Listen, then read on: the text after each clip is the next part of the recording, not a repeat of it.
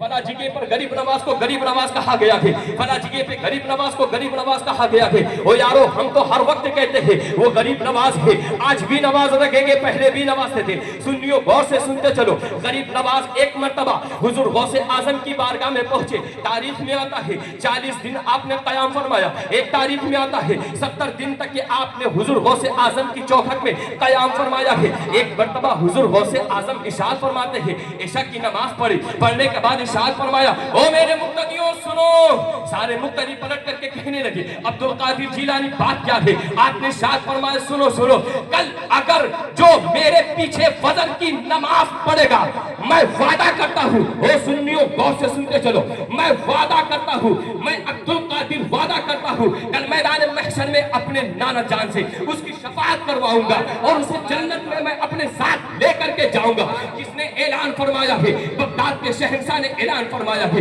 کس نے اعلان فرمایا ہے؟ اللہ کے ولی نے اعلان فرمایا ہے، ولیوں کے سردار نے اعلان فرما دیا ہے۔ وہاں پر غریب نواز بھی موجود تھے، سارے مقتدی بھی موجود تھے، زیادہ لوگ وہاں پر نہیں تھے، لیکن آپ نے ارشاد فرمایا، ہو جانے والوں سنو سنو، یہ خبر کسی اور تک کے مت پہنچانا، کسی اور کو مت بتانا۔ یہ آپ نے جب فرما دیا کسی اور کو نہ بتانا تو سارے لوگ کہا ٹھیک ہے، کسی کو نہیں بتائیں گے، لیکن آؤ سنیو سنتے چلو پیارے۔ خواجہ غریب نواز عشاء کی نماز پڑھ چکے تھے، اب رات کو عبادت کر رہے تھے، تہجد کا وقت آیا ہے، تہجد آپ نے پڑھی ہے۔ پڑھنے کے بعد مسجد سے باہر نکلتے ہیں اور ایک ایک مومن کے دروازے کو کھٹکھٹاتے ہیں، کہتے ہیں او مومن میرے بھائی اٹھو، آج عبد القادر نے اعلان کیا ہے جنت بٹ رہی کہ جنت چلو، جنت لینا ہے، عبد القادر کے پیچھے نماز پڑھو، فجر کی وہ آپ کو جنت دلائیں گے۔ دوسرے کا دروازہ کھٹکھٹایا، تیسرے کا دروازہ کھٹکھٹایا، چوتھے کا دروازہ کھٹکھٹایا، ایک محلے کو پورا جگہ دیا۔ او یارو سنیو سنتے چلو، یہ غریب نواز کی اخلاق کا یہ عالم ہے۔ ایک محلے کو جگہ دیا ہے، دوسرے محلے والے کو جگہ دیا، تیسرے محلے والے کو جگہ دیا، کافی دور تک کے نکلتے چلے گئے، جگاتے چلے گئے۔ آج اپنی تاریخ اے مسلمانوں غور کر کے دیکھو، آج ہم کس کو جگا رکھے تھے، آج ہم کس کو کہہ رکھے تھے کہ نماز پڑھو نماز پڑھو۔ او یار آج ہم نماز پڑھنے کے لیے تیار نہیں تھے، لیکن آؤ پیارے ہم کہہ رکھے کہ خواجہ کے ہم دیوانے تھے، خواجہ کا ہم دامن پکڑنے والے تھے۔ او یارو کبھی غریب نواز کی تاریخ اٹھا کر کے آپ نے دیکھا کہ آج یہ جو محفل سجائی جاتی ہے کس بنیاد پر سجائی جاتی ہے، وجہ کیا ہے، بات کیا ہے، تاکہ ان بزرگوں کی بات آپ کو بتائی جائے، ان کے راستے پر چلتے ہوئے نظر آئے۔ آؤ پیارے غریب نواز نے کبھی فجر کی نماز قضا نہیں کی ہے، اور تاریخ میں آتا ہے 5 وقت کی نماز تو ان پر فرض تھی۔ تہجد اس طرح پڑھتے تھے جیسے میرے نانا یعنی نبی کریم صلی اللہ علیہ وسلم پڑھا کرتے تھے، اس طرح تہجد کی نماز ادا کرتے تھے۔ وہ غریب نواز ہے، جا رکھے تھے فجر کے وقت، کہہ رکھے کہ او میرے دوستو جگو جگو، اٹھو اٹھو، او میرے دوستو اٹھو اٹھو۔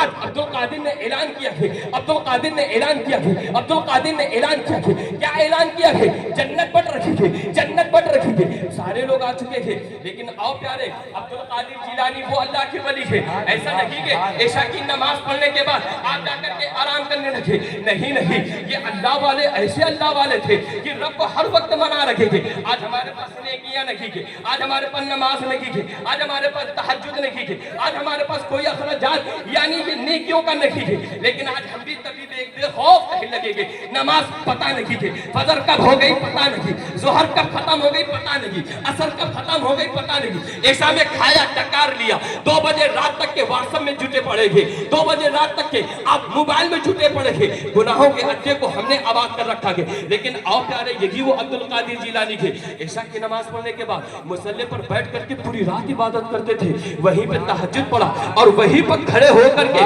فجر کی نماز ادا کرنے کے لیے کھڑے ہو گئے۔ جب نماز ادا کیا ہے حضور غوث اعظم رضی اللہ تعالیٰ نے سلام پھیر کر کے پیچھے پلٹ کر کے دیکھتے ہیں کہ پوری مسجد کھڑی ہوئی ہے اور باہر تک کے لوگ بیٹھے ہوئے تھے۔ آپ نے ارشاد فرمایا عشاء میں تو لوگ کم تھے، فجر میں اتنے لوگ کہاں سے آ گئے ہیں؟ یہ بتاؤ یہ اعلان کس نے کیا ہے؟ تو پوری مسجد کے ایک ایک بچے، ایک ایک نوجوان، ایک ایک بوڑھے کا اشارہ کسی اور کی طرف نہیں تھا، سید حسن کی طرف تھا، یعنی خواجہ غریب نواز کی طرف تھا. انہوں نے مجھے جگایا ہے، انہوں نے مجھے اٹھایا ہے، انہوں نے مجھے جگایا ہے. کہا اے حسن بتاؤ، حضور غوث اعظم ارشاد فرماتے ہیں اے حسن بتاؤ، قریب آؤ، یہ تم نے کیوں کیا ہے؟ ہم نے تو منع فرمایا تھا کہ کسی کو یہ راز بتانا نہیں، یہ راز کو پوشیدہ رکھنا.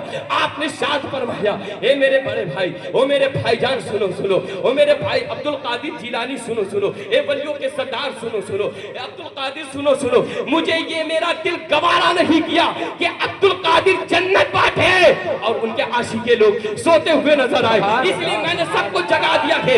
اسی وقت عبد القادر حضور غوث اعظم نے سینے سے لگا کر کے کہا تھا اے سید حسن، تم حسن تو ہو ہی ہو لیکن تم غریب نواز ہو، غریب نواز ہو، تم لوگوں کو نوازتے ہوئے نظر آ رہے ہو. اسی لیے تو کسی نے کہا تھا کہ جب ان کے گدا بھر دیتے ہیں شاہان زمانہ کی جھولی، محتاج کا جب یہ عالم ہے تو مختار کا عالم کیا ہو. سبحان اللہ، کیا کہنے ہیں. اللہ اکبر، رضو اللہ.